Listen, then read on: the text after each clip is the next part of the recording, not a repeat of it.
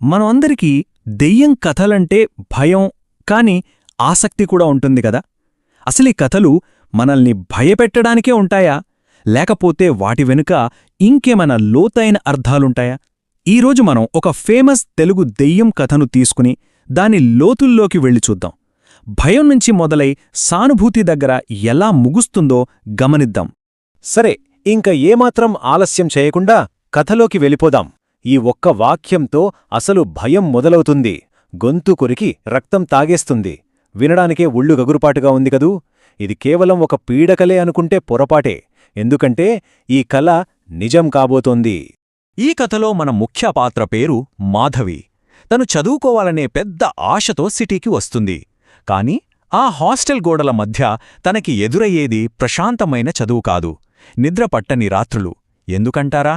ఆమెకు వచ్చే కలలు అవి మామూలు కలలు కాదు, నిజమయ్యే కలలు.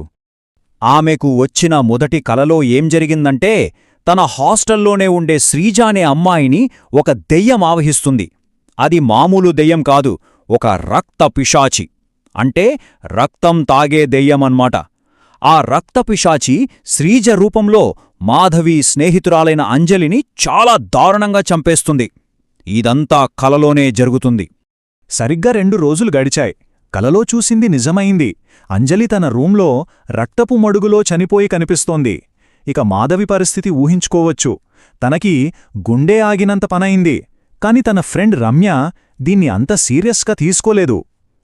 ఊరుకోవే, ఇంటి నొతిలో వచ్చావు కదా, ఆ బెంగతో అలా కల వచ్చుంటుంది, యాదృచ్ఛికంగా అలా జరిగిందిలే అని సర్ది చెప్పింది. కాని అది యాదృచ్ఛికం కాదని తొందరలోనే అర్థమవుతుంది. పీడకలకి నిజ జీవితానికి మధ్య ఉన్న చిన్న గీత పూర్తిగా చిరిగిపోయినప్పుడు అప్పుడు మొదలవుతుంది అసలైన భయం. ఇప్పుడు చూడండి, ఇక్కడొక ప్యాటర్న్ ఏర్పడటం మొదలైంది. ఒక భయంకరమైన ప్యాటర్న్. ముందుగా మాధవికి అంజలి చనిపోయినట్టు కలొస్తుంది. కరెక్ట్గా 2 రోజులకి అంజలి నిజంగానే చనిపోతుంది. సరే, ఇది కాకతాళీయం అనుకుందాం.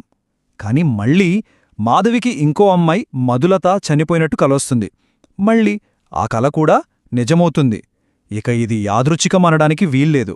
ఏదో అతీంద్రియ శక్తి ఆ హాస్టల్ని పట్టిపీడిస్తోందని మాధవికి, రమ్యకి కూడా పూర్తిగా అర్థమైపోయింది. ఇక వాళ్లకి ఏం చేయాలో పాలుపోలేదు.